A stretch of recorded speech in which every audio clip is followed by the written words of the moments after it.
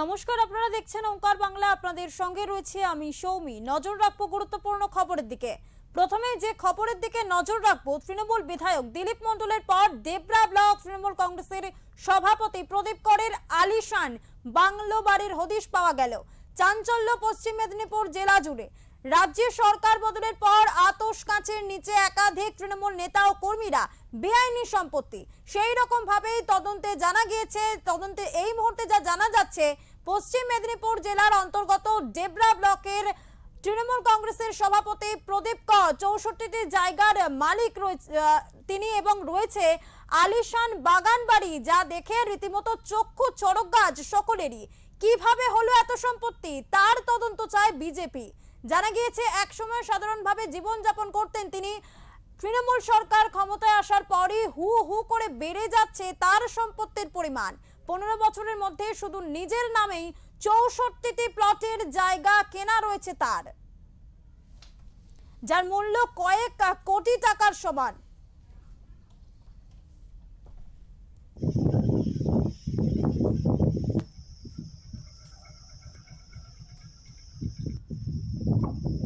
আপনাদের যেমনটা জানাচ্ছিলাম, ঠিক আরো একবারও জানিয়ে রাখবো, তৃণমূল বিধায়ক দিলীপ মণ্ডলের পর এবার ডেবরা ব্লক তৃণমূল কংগ্রেসের সভাপতি প্রদীপ করের আলিশান বাংলোর বাড়ির হদিশ পাওয়া গেল। চাঞ্চল্য পশ্চিম মেদিনীপুর জেলা জুড়ে। রাজ্যের সরকার বদলের পর আতশ কাঁচের নিচে যে খবর আপনারা দেখতে পাচ্ছেন, একেবারে ওঙ্কার বাংলার পর্দায় এক্সক্লুসিভ যে ছবি আমরা প্রথম আপনাদের দেখাচ্ছি, তৃণমূল বিধায়ক দিলীপ মণ্ডলের পর ডেবরা ব্লক তৃণমূল কংগ্রেসের সভাপতি প্রদীপ করের আলিশান বাংলো বাড়ির হদিশ পাওয়া গেল।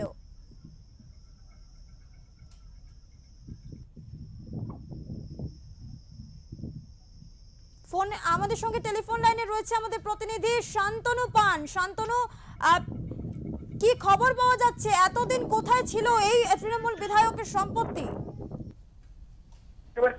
জানিয়ে রাখবো, পশ্চিম জেলার ডেবরা ব্লকের বর্তমান যিনি তৃণমূল কংগ্রেসের সভাপতি রয়েছেন প্রদীপ কর, হঠাৎই রাজ্যে পরিবর্তনের পর সেখানকার স্থানীয় যারা গ্রামবাসী রয়েছেন, অর্থাৎ ডেবরা ব্লকের যে বালিচক এলাকা, সেই বালিচক এলাকায় কিন্তু বাড়ি এই প্রদীপ করের।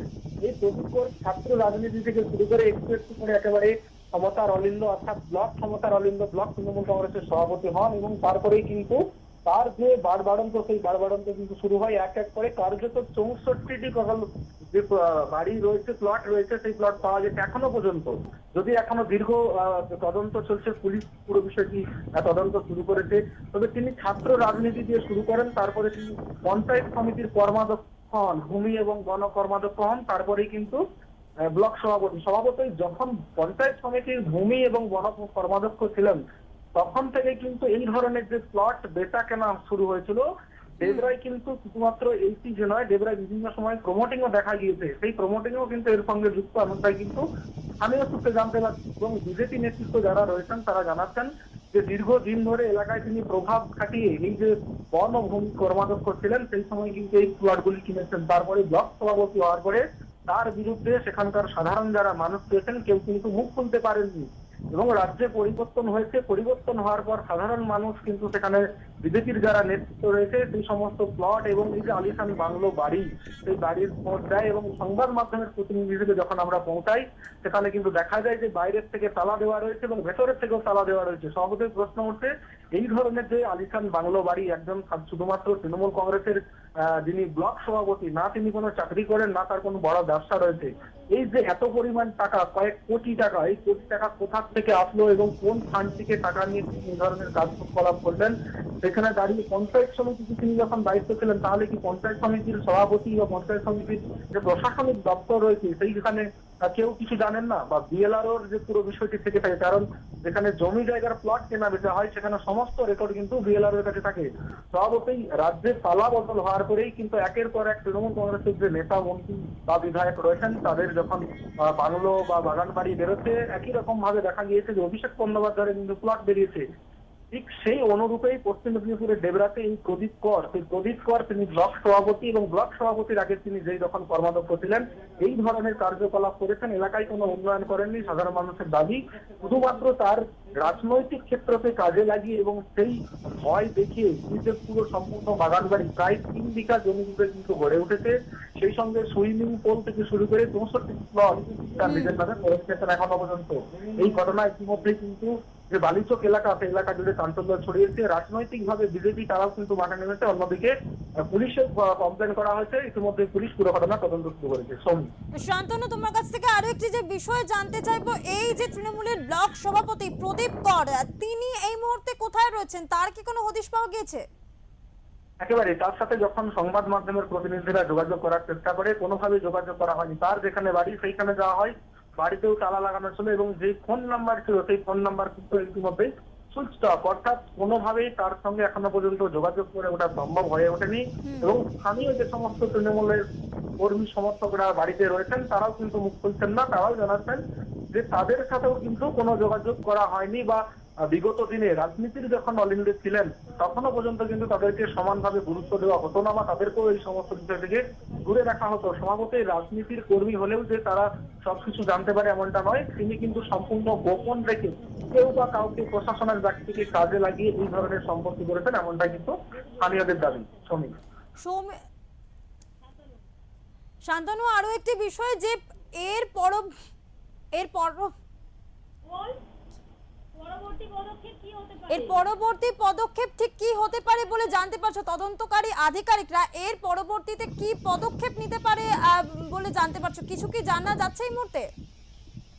দেখো, ইতিমধ্যে কিন্তু পুলিশ প্রশাসনের পক্ষ থেকে পুরো বিষয়টি তদন্ত করা শুরু করেছে, এবং অন্যদিকে বিজেপির পক্ষ থেকে বিষয়টি পুরো থানায় এবং বিডিও অফিস এবং পঞ্চায়েত সমিতিতে জানানো হয়েছে। সেই সঙ্গে তারাও খোঁজ করছেন যে এই প্রদীপ কর কোথায় গেল। তিনি কিন্তু দীর্ঘদিন ধরে এলাকায় দাপিয়ে বেরিয়েছিলেন।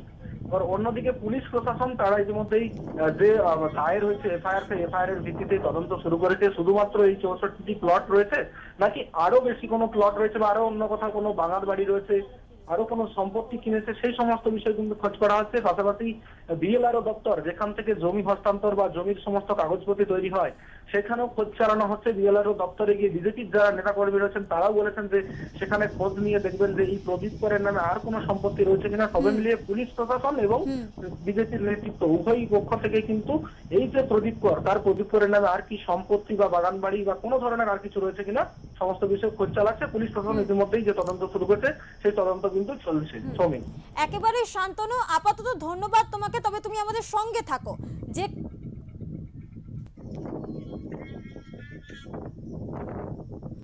তুমি আমাদের সঙ্গে থাকো।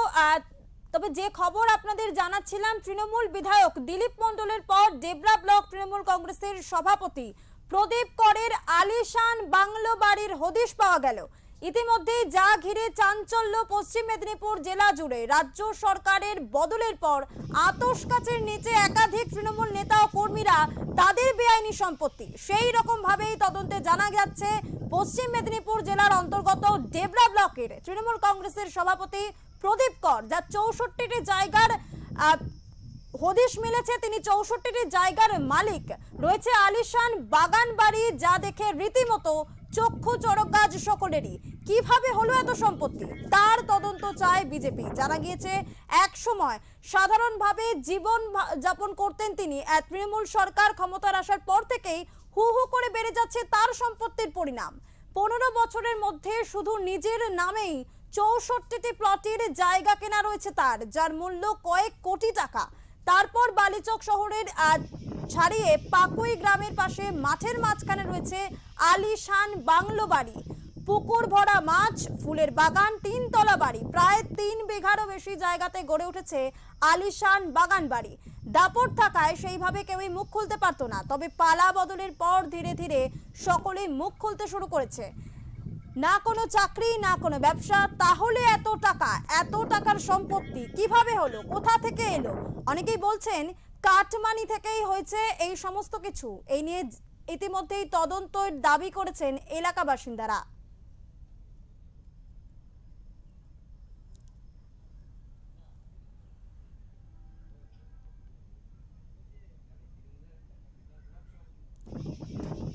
আরো একটি যে মূল বিষয়, ওঙ্কার বাংলার পর্দায় এক্সক্লুসিভ যে ছবি আপনারা দেখতে পাচ্ছেন, তৃণমূলের ব্লক সভাপতি প্রদীপ কর তার আলিশান বাংলো বাড়ির হদিশ মিলেছে এবং বলা ভালো সেই ব্লক সভাপতি প্রদীপ কর তার কোনো হদিশ পাওয়া যাচ্ছে না।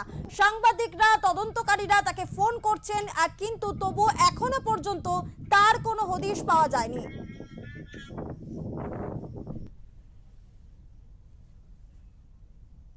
তো পুকুর ছিল, তার উপরে দেখি না কাটা করে সে বাবু বাড়ি পাঁচির সব করছে। বাপিকর মানে প্রদীপ কর হুম। কিভাবে করলো এটা আমি বলতে পারবো না বাবা, এটা আমার ভেতরে কি আছে? ভেতরে একটা পুকুর আছে, কালাবাড়ি আছে, যতটা তার এরিয়া কিনছে ততটা পাঁচির ঘেরা। বাড়ি করা আছে? বাড়ি করছে এই যে কতলা বাড়ি? দুতলা করছে না তিনতলা করছে। মধ্যে তো বাবু চোখ থাকতে অন্ধ, কান থেকে কালা। কিভাবে হয়েছে মনে হচ্ছে? প্রদীপ জানেন আপনারা প্রদীপ কর কি? ওই বালি চলে যান লোক, কোনো রাজনীতি করে? তৃণমূল করতে আর কি। আজ থেকে 6-7-8 বছর আগে এখানে কি দেখছিলেন আপনারা এই জায়গাটা? পুকুর একটা ছিল, পুকুর ছিল, পুকুরটাকে কিনে সে সংস্কার করছে। তারপরে এই যে বাড়ি জায়গা কিভাবে হলো কি মনে করছেন? তা বলো, পুকুর কিনে সংস্কার করে। উনি কি যাতায়াত করেন, যাওয়া আসা করেন? হ্যাঁ হ্যাঁ,